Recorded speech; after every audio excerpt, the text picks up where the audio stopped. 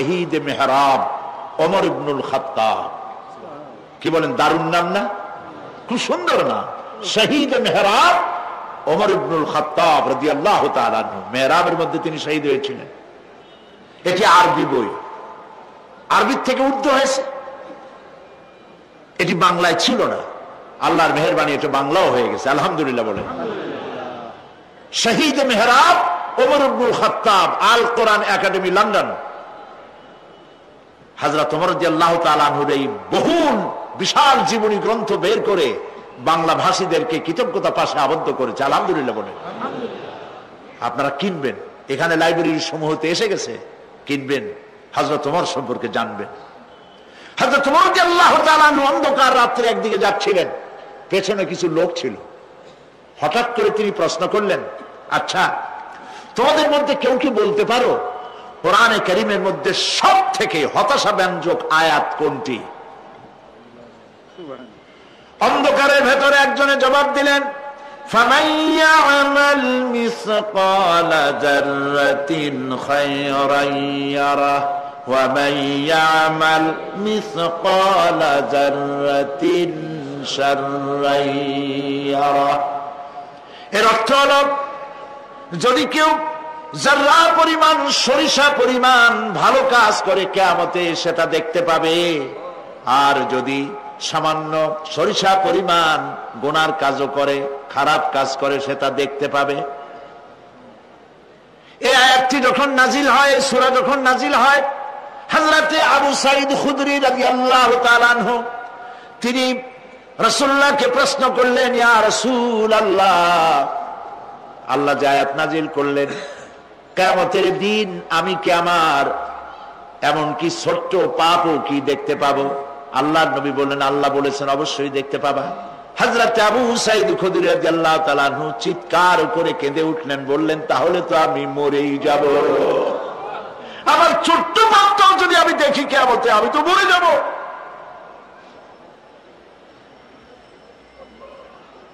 হযরত ওমর রাদিয়াল্লাহু তাআলা আনহু অন্ধকারের ভিতরে হাঁটতেছেন আর কাঁদতেছেন, হাঁটতেছেন আর কাঁদতেছেন।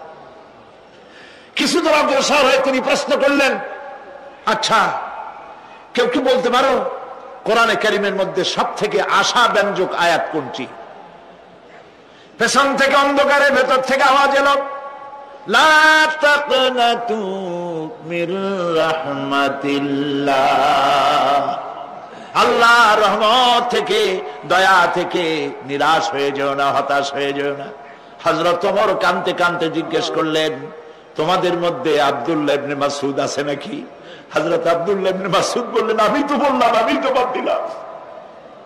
সুবহানাল্লাহ। রাইসুল মুফাসসিরিন হযরত আব্দুল্লাহ ইবনে মাসউদ রাদিয়াল্লাহু তাআলা আনহু,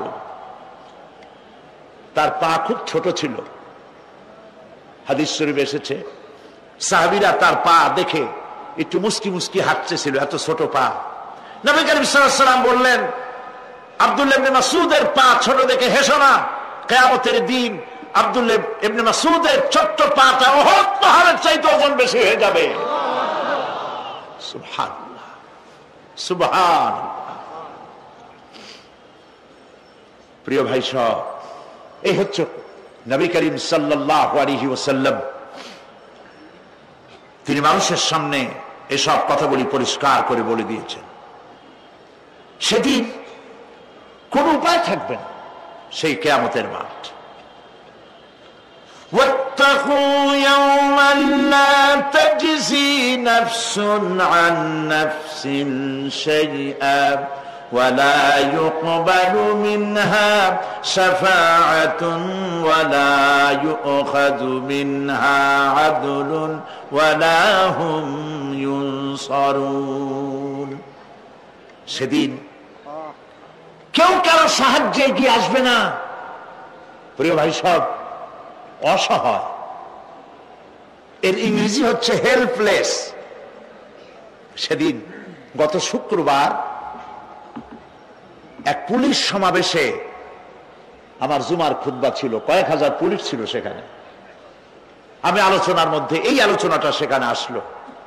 বললাম, এই পৃথিবীতে আক্ষরিক অর্থে কোনো মানুষ হেল্পলেস হয় না।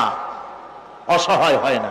কেউ না কেউ সহায় হয়েই যায়, হয় স্বামী, না হয় পিতা, না হয় ছেলে, না হয় মেয়ে, না হয় আত্মীয়, না হয় সরকার।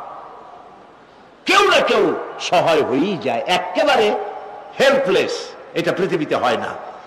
অসহায় কারে বলে? কিয়ামতের মাঠে মানুষ তা টের পাবে। আল্লাহ তাআলা কিয়ামতের দিন তুমি আমাদেরকে অসহায় করে দিও না। কিয়ামতের দিন তুমি আমাদের জন্য সহায় হয়ে যেও। আল্লাহ পাক বলছেন, সেদিন কি ভয় করো যেদিন কেউ কারো সাহায্যে এগিয়ে আসবে না, কারো পক্ষে কোনো সুপারিশ গ্রহণ করা হবে না, কারো কাছ থেকে কোনো বিনিময় গ্রহণ করা হবে না, কাউকে কোনো সাহায্য করা হবে না। ইন্না লিল্লাহি ওয়া ইন্না ইলাইহি রাজিউন।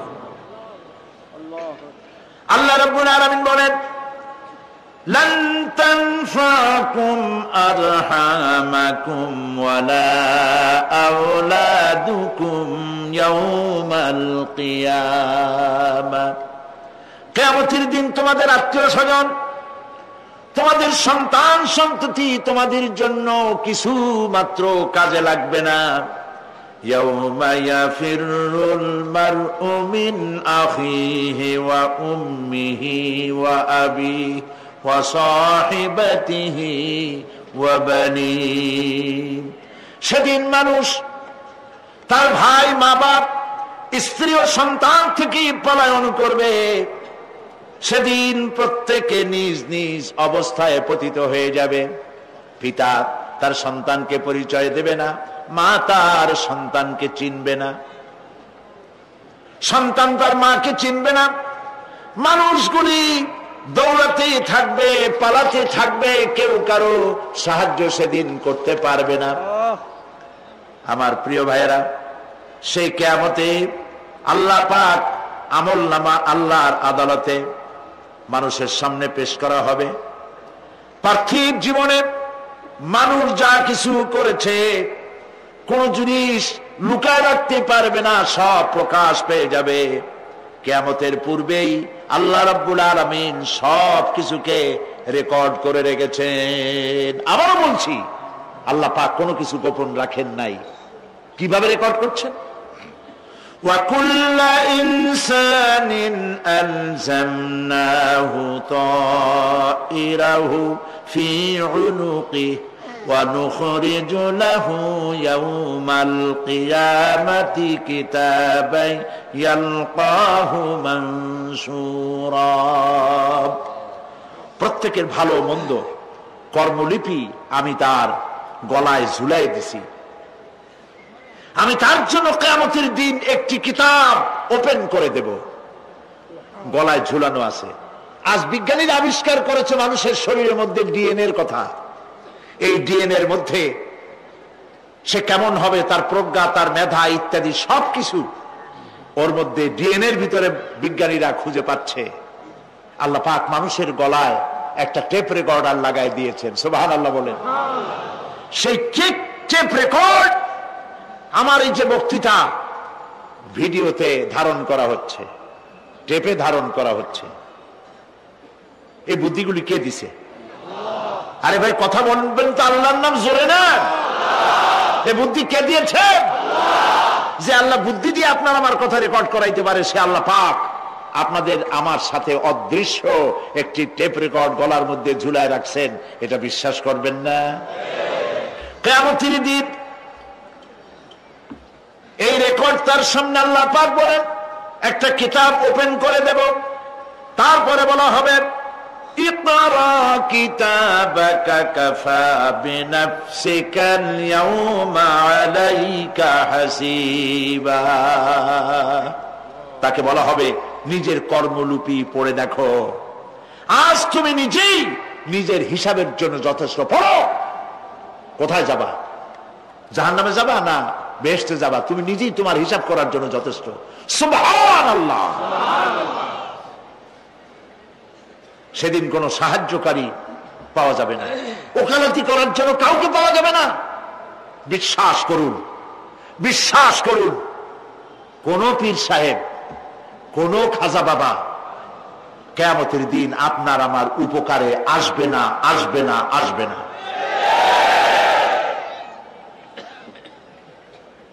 আমল ভালো হবে, আল্লাহ ক্ষমা করবেন। আমল ভালো নাই, পীর সাহেবরা কিচ্ছু করতে পারবেন না। কেউ কেউ মনে করেন পীর সাহেব আমার সুপারিশ করবেন। সুপারিশের কথাটা আজকে বলবো না, সুপারিশের কথা আসবে শেষের দিকে ইনশাআল্লাহ। বলেন ইনশাআল্লাহ। মনে করা হয় যে পীর সাহেবরা আমাদেরকে সুপারিশ করবেন। কিয়ামতের দিন আপনারাই দেখবেন ওনাদের সুপারিশ কে করে। যাদেরকে বলা হয় ওলিউল্লাহ, তারা আল্লাহর দৃষ্টিতে আদৌল্লাহ কিনা আপনার আমার জানা নাই। তার আমল কেমন আপনি জানেন না, বাইরের দৃশ্যটাই শুধু দেখেন। ওনার বউ বলতে পারবেন উনি খাঁটি পীর না ধান্দাবাজ। ওনার গ্রামের লোক বলতে পারবে। বিদেশ থেকে ভাড়া করা একজন আইনে মানুষের সামনে দেখানো যায় বিরাট একটা কিছু, কিন্তু তিনি বিরাট না কি এইটা তার বউ, তার গ্রামের মানুষ বুঝবে, ভালো করে চিনবে। বউ চেনে সব থেকে ভালো, সব থেকে ভালো করে চেনে কে? স্ত্রী। তারপরে চেনে ড্রাইভার, তার সাথে যে রাত দিন যে ড্রাইভার থাকে, তার সাথে যে খাদেম থাকে। এরা জানে, এরা দেখতে পায় এই লোকটা মুখ দিয়া যা বলে আসলে লোকটা এইরকম না। বুঝতে পারে কিনা? মানুষের সামনে ধান্দাবাজি করে অনেক কথা কথা বলে মানুষকে মন ভুলানো যায়। এই জন্য কবি বলেছেন, ये हाल तेरा जाल है, मकसूद तेरा माल है। ये हाल तेरा जाल है, मकसूद तेरा माल है। क्या जब तेरा चाल है, लाखों को अंधा कर दिया। নিজের বুজুর্গ বানাইয়া মানুষের সামনে পেশ করছো, তোমার এই হাল হলো তোমার চাল।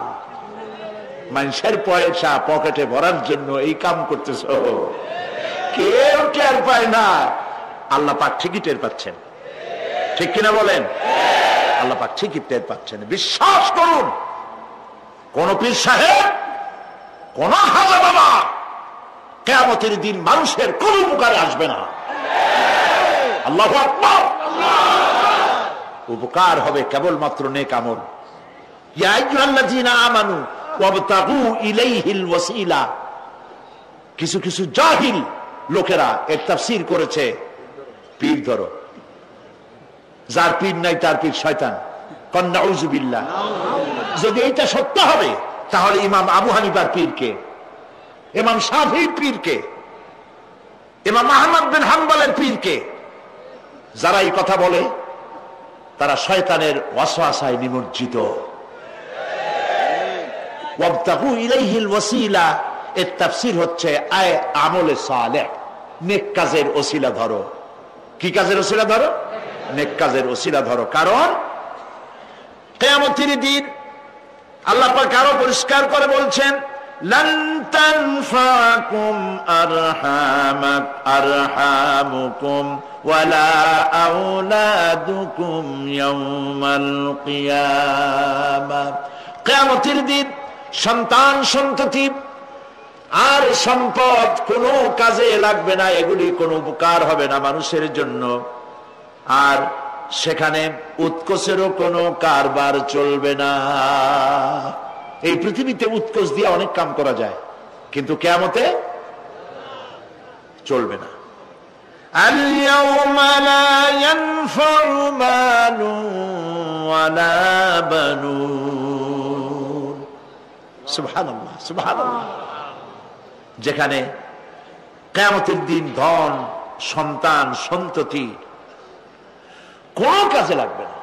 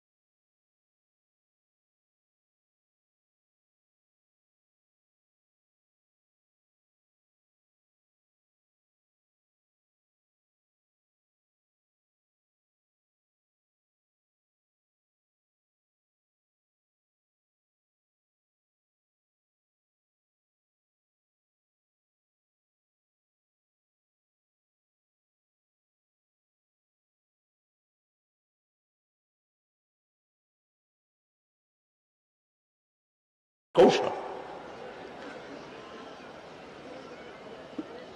ইয়া বুনাইয়া বলেছে বলে মনে করার কোনো কারণ নাই যে যাকে তিনি নসিহত করছেন তিনি শিশু, তিনি খোকা। আমাদের দেশে খোকা তো মন্ত্রীও আছে, তাই বলে তিনি কি খোকা নাকি একেবারে? কি কথা। আবার আমার দেশে মানে আমার পিরোজপুরে ওইখানে একজন মন্ত্রী ছিলেন, তার ডাক নাম ছিল শিশু। লোকেরা তাকে মানপত্র দিত মাননীয় শিশু মন্ত্রী। তো শিশু বলার অর্থ তিনি বাচ্চা নন, খোকার অর্থ শিশু নয়, বাচ্চা নয়। এই আমাদের মধ্যেও তো লোকেরা একজন আর একজনকে বাপেরা ডাক দেয়, এই খোকা, গাদা। দর্শক এবং শ্রোতা মনে করে খুব বাচ্চাই হবে বোধ হয়। মেহমান এসেছে চা নিয়ে, যখন চা নিয়ে আসলো তখন দেখা গেল খোকা শুধু খোকাই না, কয়েক খোকার বাবাও।